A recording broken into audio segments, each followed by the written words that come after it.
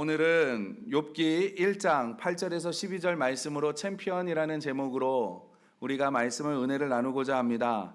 욥기 하면 우리가 고난을 많이 생각을 하기 때문에 아니 왜 창립 기념주일에 욥기서를 선택을 했을까라고 혹시나 생각하실 수도 있을 텐데, 여러분 62주년을 맞이하면서 우리 영도교회가 하나님 앞에 어떤 교회이고 하나님이 우리 영도교회를 어떻게 사용하셔 왔는가라는 것을 생각해 보면서 우리 영도교회는 챔피언과 같은 교회구나라는 생각이 들었습니다. 그래서 오늘 욥기서 말씀을 우리가 본문으로 해서 은혜를 나누고자 하는데, 여러분 우리가 생활을 하다 보면 의도치 않게 여러 가지 고난을 만날 때가 있어요. 교통사고를 당하기도 하고, 직장에서 안 좋은 소식을 듣기도 하고, 건강에 어려움이 있기도 하고. 근데 여러분, 이런 어려움을 겪는 사람이 특별히 예수님을 믿는 사람일 때, 열심히 믿는 사람일 때, 이런 분들을 보면서 믿음이 있는 분이나 믿음이 없는 분들이나 이런 의문을 가지고 생각을 하고, 또 저한테도 질문을 하기도 합니다. 목사님, 그 사람은 예수님도 잘 믿고 주일 교회도 잘 나가고 교회 헌신도 열심인데, 헌신적인데 왜 그 사람에게 이런 어려움이 생기는 겁니까? 라고 물어볼 때가 있어요. 그리고 우리가 그런 생각을 할 때도 있죠. 그럴 때 이 질문을 하는 이유는, 우리가 이런 생각을 하는 이유는 우리 잠재의식 속에 이런 생각이 있기 때문에 그렇지 않나 생각되어집니다. 뭐냐면, 예수 믿고 교회 다니면 사회에서 인정받아야 되고, 승승장구해야 되고, 돈도 잘 벌어야 되고, 건강해야 되고, 하는 일마다 잘 돼야 되고, 우리가 이런 생각이 밑바탕에 깔려 있기 때문에 그런 거 아닌가라는 생각이 되어져요. 그러면 이 생각이 잘못된 건가? 라고 물어보시면 한편으로는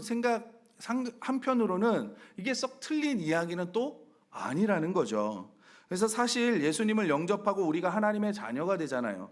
그러면 우리는 하나님의 보호하심 아래 살고 보호하심을 받으며 우리는 살아가고 있습니다. 여러분, 이런 간증들 많이 들어보셨잖아요. 운전하는데 사고가 나는데 크게 다쳐야 되는데 누군가가 나를 붙잡는 듯한 느낌을 받았다, 붙잡는 것 같았습니다 라는 우리 그런 간증들 많이 있잖아요. 내가 넘어져서 쓰러졌는데 하나님께서 정말 극적으로 치유해 주셔서 내가 몸이 좋아졌다라는 이야기도 그런 간증들, 우리 여러 가지 그런 간증 교회 내에 있잖아요. 그런 간증들을 우리가 다 하나씩 가지고 있습니다. 여러분, 하나님께서는 분명하게 하나님의 나라와 의를 구하면 삶에 필요한 것들을 채워주기로 약속하셨습니다. 그렇기 때문에 우리가 예수님을 잘 믿으면 우리가 빌 게이츠처럼 떼돈을 버는 그런 부자는 극히 드물게, 성경에서도 드물기 때문에 극히 드물어요. 그러나 내가 하나님이 하지 말라는 것을 하지 않으면서 성실하게 하나님의 말씀에 순종하고 나아가면요, 물질 때문에 내 인생이 비참하게 사는 일은 없더라는 거예요. 여러분, 이것이 우리 그리스도인들에게 주어진 특권 중에 하나입니다. 믿으시기 바랍니다. 또 교회 다니다 보면 의술로는 고치지 못하는 병을 기도해서 고침을 받았다는 간증들도 우리가 솔솔히 듣잖아요. 그렇죠. 어려움이 있었는데, 그리고 우리가 정말 하나님의 은혜로 내가 우연찮게 큰 병이 될 것들을 발견해서 사전에 막는 일들도 우리가 있잖아요. 그리고 그 외에 얼마나 많은 수많은 간증들이 있습니까? 그래서 우리가 예수님을 영접하여 하나님의 자녀가 되면 여러 가지가 축복을 따르지만, 그렇다고 예수님을 믿는다고 해서 사고가 안 생기냐? 그건 또 아니에요. 경제적인 어려움이 없냐? 그건 또 아니라는 거죠. 사고가 있을 수 있고 경제적인 어려움이 있을 수 있고 아프기도 해요. 여러분, 우리 신앙생활 하다 보면 이런 것을 만났을 때 항상 우리 마음 한켠에 가지고 있는 의문이 있잖아요. 궁금증이 있잖아요. 하나님 앞에 물어보아도 대답하지 않는, 하나님이 응답해 주시지 않는 궁금증을 우리는 항상 가지고 있잖아요. 그래서 하나님의 자녀에게 왜 이런 고난을 하나님께서 허락하셨는지, 왜 허락하셨는지 오늘 말씀을 통해서 우리가 은혜를 나누고자 합니다. 여러분, 하나님께서 하나님의 자녀에게 고난을 허락하시는 이유는 첫 번째는 뭐냐면 우리 이웃을 위해서라는 겁니다. 여러분, 하나님의 자녀에게는요, 모든 사람에게는 사명이 있습니다. 아직 하나님을 모르는 사람들, 그리고 예수님을 모르는 사람들, 그 사람들에게 예수님을 증거하고 그리고 그들의 아픔과 상처를 그리스도의 사랑으로 위로해주고 감싸주고 치유해주는 것이 저와 여러분의 사명인 줄 믿습니다. 여러분, 우리가 어떤 이들을 격려해주고 치료해주기 위해서 가장 좋은 방법 중에 하나가 뭔지 아십니까? 내가 같은 아픔을 겪었을 때 효과가 가장 좋다는 거예요. 위로가 가장 잘 된다는 거예요. 여러분, 그래요. 아무 문제 없이 인생을 사신 분들의 이야기도 항상 승승장구하시는, 실패를 한 번도 겪어보시지 않는 사람들의 이야기도 가장 좋아요. 좋지만 정말 나에게 참된 위로가 될 때는 언제냐면 나와 비슷한 아픔을 겪으면서 내가 지금 얼마나 아파하는지를 알고 그 문제를 극복하시는 분들, 그분들의 위로가 우리의 마음에 더 와닿지 않습니까? 왜요? 공감되어지기 때문에 그런 거잖아요. 나의 아픔과 나의 힘듦이 공감되어지기 때문에. 제가 아는 목사님의 자녀 중에 한 명이 뇌병변이에요. 여러분, 일주일에 두세 번씩 응급실에 가야 되는 그 아픔 아십니까? 근데 이 부부를 보면, 이 목사님과 사모님을 보면 아이를 정말 사랑으로 보듬어 안아요. 그러니까 그것을 옆에서 보면서 되게 은혜를 받는데, 여러분, 이분이 아픈 분들, 병원에 갑자기 가시게 된 가족분들을 병문안을 가면 딴 거 안 해요. 김밥 한 줄 딱 들고 가요. 그리고 옆에 딱 앉고 김밥 한 줄 주고 먹으라고 해요. 빨리 드시라고. 근데 입맛이 없다 그래도 빨리 드시라고. 그래서 억지로라도 그 김밥 한 줄을 먹여요. 먹이고 가만히 앉아 있어요. 같이 있어요. 그러다가 좀 있다가 기도해주고 와요. 그런데 우리는 별거 아닌 것처럼 보여지는데 그 가족분들은 너무나 큰 위로를 받는 거예요. 왜요? 목사님의 상황을 알잖아요. 그러니까 그분이 와서 위로해주고 말로 위로해주는 게 아니라 옆에 앉아있는 것만으로도 위로가 된다는 거예요. 그리고 이 목사님이 여러 일들을 겪었잖아요. 그러니까 김밥 한 줄 가서 가장 배고플 때, 내가 이 병간호하고 이 슬픔 때문에, 이 고난 때문에 어떻게 할 수 없어서 음식도 식음도 전폐하는 그때 이 김밥 한 줄 가서 주고 힘을 내게 하는 거예요. 그래서 그 힘으로 병간호를 할 수 있게 해주더라는 거죠. 그 이야기를 듣고 그거를 보면서 그렇구나, 공감이 정말 중요하구나, 그런 생각을 했습니다. 여러분, 그래서 하나님께서는 우리 구원받은 하나님의 자녀들도 세상 사람들과 똑같거나 비슷한 고난을 맛보며 살도록 두시는 것 같아요. 왜냐하면 그들의 아픔을 이해하고 상처를 치료해 주라고 말입니다. 그리고 예수님께서 세상에 오신 목적도 이거잖아요. 삼위일체 하나님이신 성자 하나님께서 세상에 오신 목적이 뭐예요? 인간의 아픔 동참하시기 위함이 아닙니까? 예수님께서는 세상에 오셔서 여러분이나 제가 맛보았던 그 어떤 고독보다 더 큰 고독을 맛보셨어요. 예수님께서는 이 땅에서 여러분이나 제가 맛보았던 그 어떤 배신보다 아픈 배신을 맛보셨습니다. 예수님께서는 여러분과 제가 맛보는 오해보다도 훨씬 더 큰 오해를 맛보셨어요. 그리고 끝내는 우리가 일상에는 겪어보지도 못할 엄청난 신체적인 고통을 받으시고 돌아가셨습니다. 여러분, 그렇기 때문에 우리는 예수님 앞에 올 때 이분은 나의 고독을, 이분은 나의 아픔을, 이분은 나의 고민을 이해하실 거다라는 우리가 확신을 가지고 앞에 나올 수 있는 겁니다. 그러니까 이사야서에서 뭐라 그래요? 내가 채찍에 맞음으로 너희가 나음을 입었도다라고 말씀하시는 거잖아요. 우리가 겪었던 모든 아픔과 모든 고통을 다 겪어보셨기 때문에 우리가 어떤 문제를 가지고 그 앞에 나온다 할지라도 예수님은 우리를 도우실 수 있고 우리에게 어떤 문제를 가지고 오더라도 우리에게 어떤 해답이라도 주실 수 있는 분이시라는 거예요.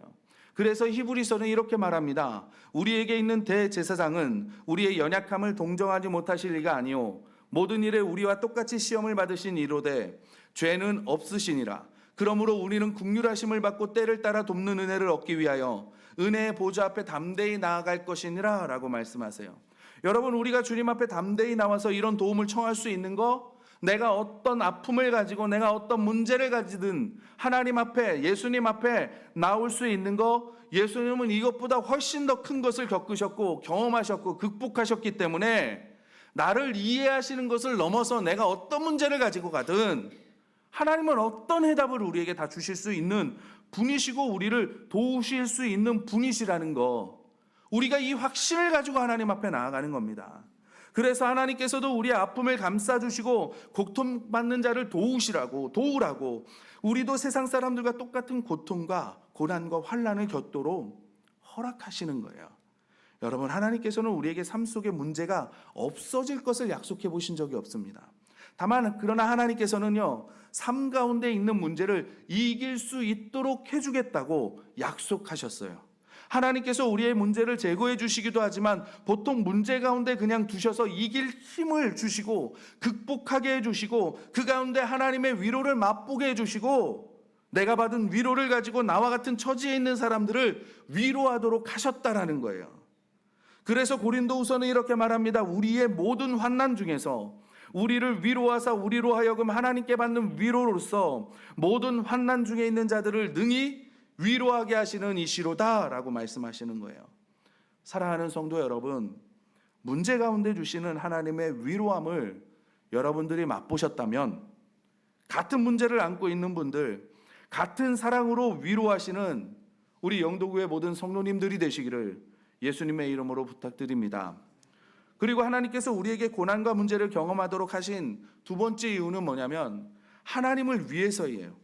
하나님께서는 하나님의 자녀에게 하나님의 영광을 위해서 고난받도록 허락하실 때가 있습니다. 이 좋은 예가 바로 오늘 본문에 나오는 욥의 이야기죠. 여러분, 욥은 평범한 사람이에요. 그러니까 왕도 아니고 제사장도 아니고 그리고 이 사람이 예언자도 아니고 그냥 평범한 사람입니다. 그래요. 그냥 축복을 좀 많이 받았어요. 그래서 재물의 축복을 받고 수많은 양과 소와 낙타를 소유했습니다. 이뿐만 아니라 이 사람은 자녀의 축복도 받은 사람이에요. 욥은 또 명예의 축복도 받았습니다. 사람들에게 존경받았고 모든 사람에게 알려졌고 욥이 이야기하면 사람들이 주위에서 귀를 기울였던 사람이에요. 그런데 이 욥에게 재난이 닥칩니다. 그 많은 가축들, 산적들이 벌떼처럼 몰려들어가지고 한 마리도 남기지 않고 다 훔쳐갔어요. 강탈해 갔습니다. 그러니까 하루아침에 알거지가 된 거예요. 그리고 큰아들과 큰아들 집에서 형제자매들이 모여가지고 잔치를 벌였습니다. 그런데 갑자기 폭풍이 부는 바람에 지붕이 내려앉아서 그 자녀들이 한순간에 한날에 다 죽었어요.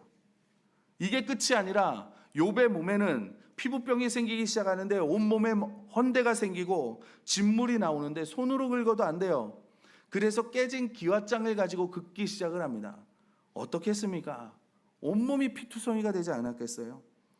이것을 보다 못한 아내, 그 아내도 욥을 보면서 차라리 하나님을 저주하고 죽으라고 욥을 저주합니다.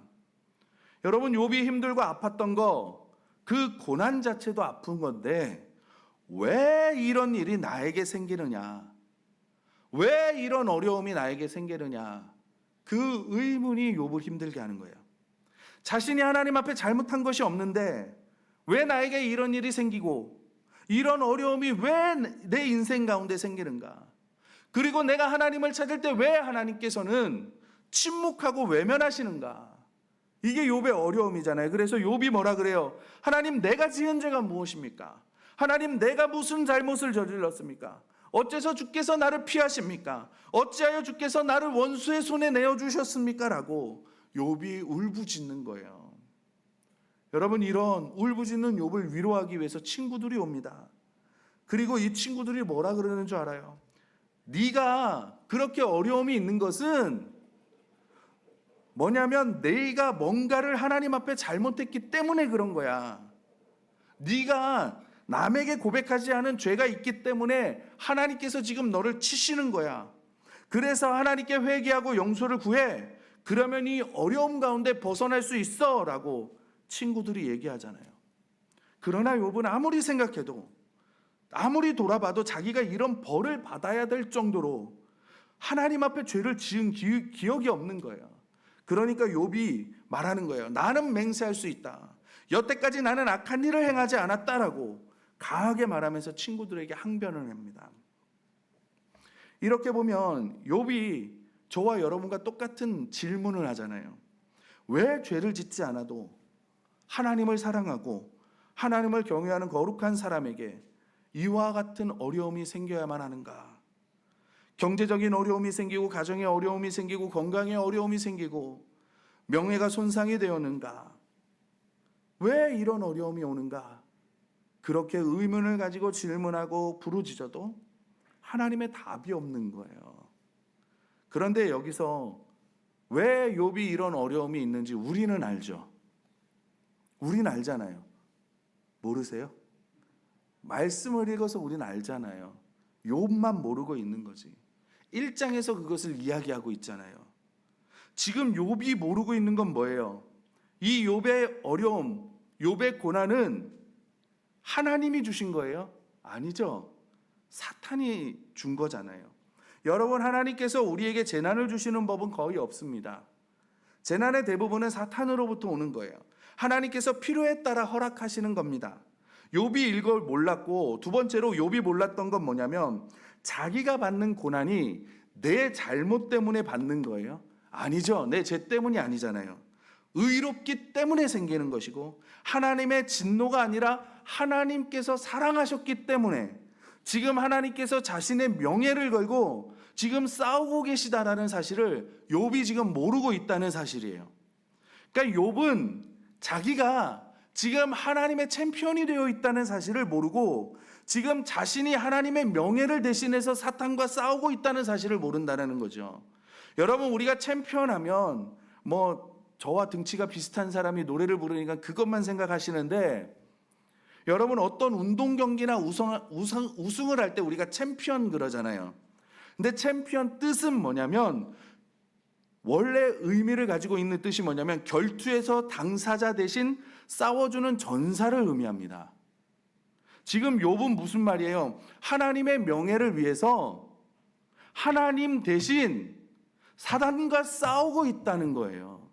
이것을 욥이 지금 모르고 있다는 겁니다. 여러분, 사단이 하나님께 도전을 했어요. 하나님의 지혜와 하나님의 자비와 하나님의 능력에 대해서 도전을 했습니다. 이에 하나님께서 사단에게 뭐라고 말하냐면 8절 말씀 우리 다 같이 읽어보겠습니다. 8절 말씀입니다. 시작. 여호와께서 사단에게 이르시되 내가 내 종 욥을 주의하여 보았느냐? 그와 같이 온전하고 정직하여 하나님을 경외하며 악에서 떠난 자는 세상에 없느니라. 아멘. 여러분, 하나님은 욥이 정말 사랑스럽고 욥이 자랑스러운 거예요. 그러니까 사단이 하나님, 내가 세상을 두루 돌아다니면서 왔습니다 그러면서 깐죽깐죽 거리는 거죠. 그러니까 하나님이 뭐라 그러냐면, 야, 너 정말 다 보고 왔어? 내가 정말 사랑하는 아들이 한 명 있는데, 내가 정말 자랑스러워하는 이가 있는데 너 욥 봤냐? 그 얘기하는 거죠. 그러자 사단이 하나님께 도전을 하기 시작을 합니다. 우리 9절 11절 9절에서 11절까지 읽는데요, 교독하고 우리 11절 말씀은 합독하도록 하겠습니다. 사단이 여호와께 대답하여 이르되 욥이 어찌 까닭없이 하나님을 경외하리까?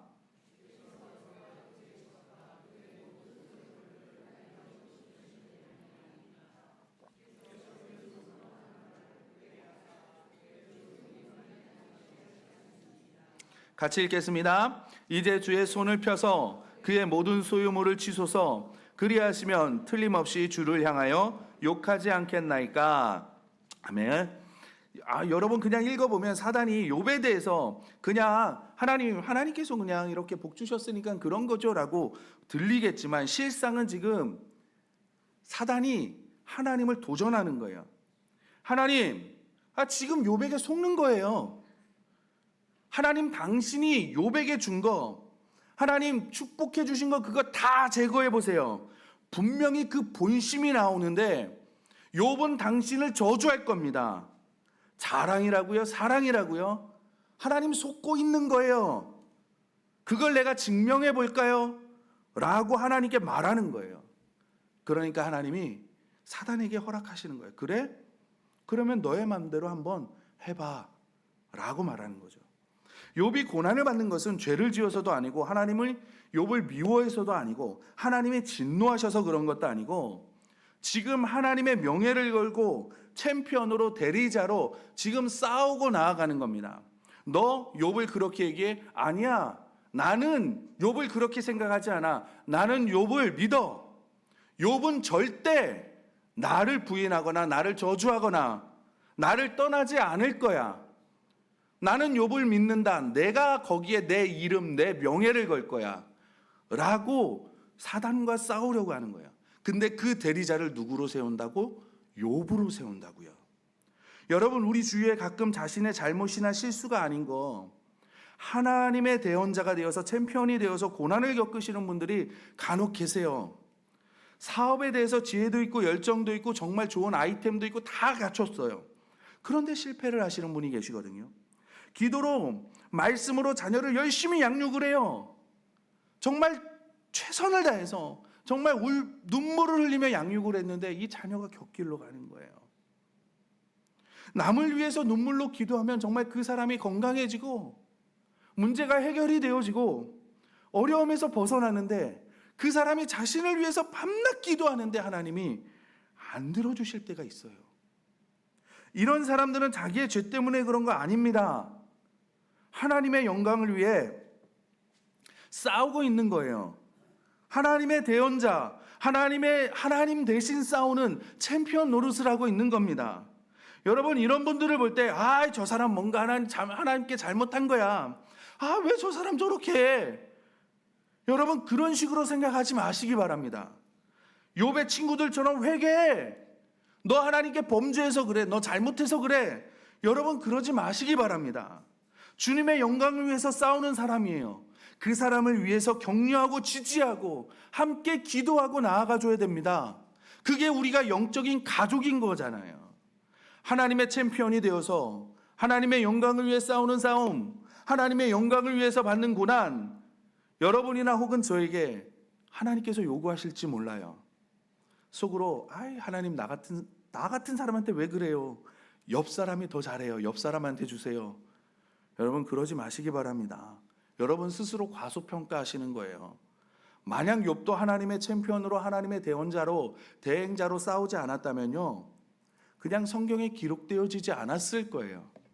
그냥 예전에 그냥 부자의 한 사람으로 기록되어졌을 겁니다. 하나님을 믿었던 사람 중에 한 사람, 그냥 그리고 지나갔을 거예요. 천국에서나 우리가 알았겠죠. 여러분, 지금도 이 싸움은 계속되어지고 있습니다.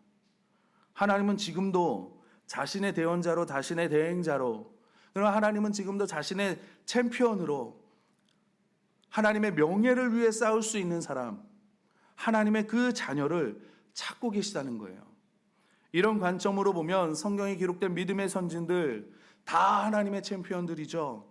하나님의 명예를 위해서 하나님을 대신해서 싸운 사람들입니다. 승리한 사람들인 거예요. 이 주님의 챔피언이 되어서 싸우는 싸움은 여러분, 하나님이 아무나 시키지 않습니다. 엄청난 명예인 거예요. 여러분, 우리가 어떤 명예를 얻으면 퍼레이드를 하잖아요.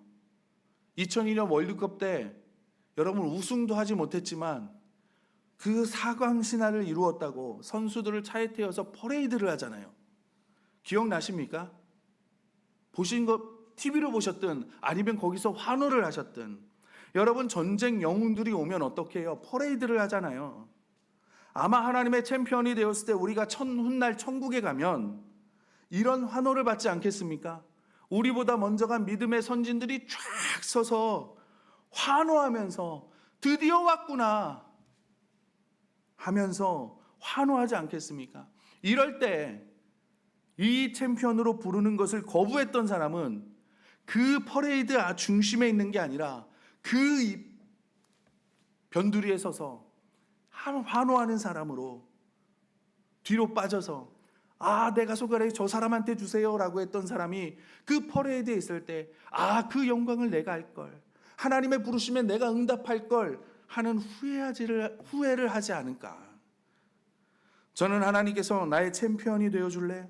나의 대언자가 되어줄래? 나의 대행자가 되어줄래? 라고 여러분들을 부르실 때 용기 있게 나아가실 수 있는 저와 여러분들이 되시기를 주님의 이름으로 축원합니다. 그럼 우리는 지금 내가 받는 고난이 하나님의 영광을 위한 고난인지 아닌지 우리가 어떻게 할 수 있습니까? 그건 기도로 할 수 있는 거예요. 그래서 우리가 쉬지 말고 기도하라는 겁니다. 내가 잘못하고 실수해서 받는 고난은 하나님의 영광을 위한 고난이 아니에요.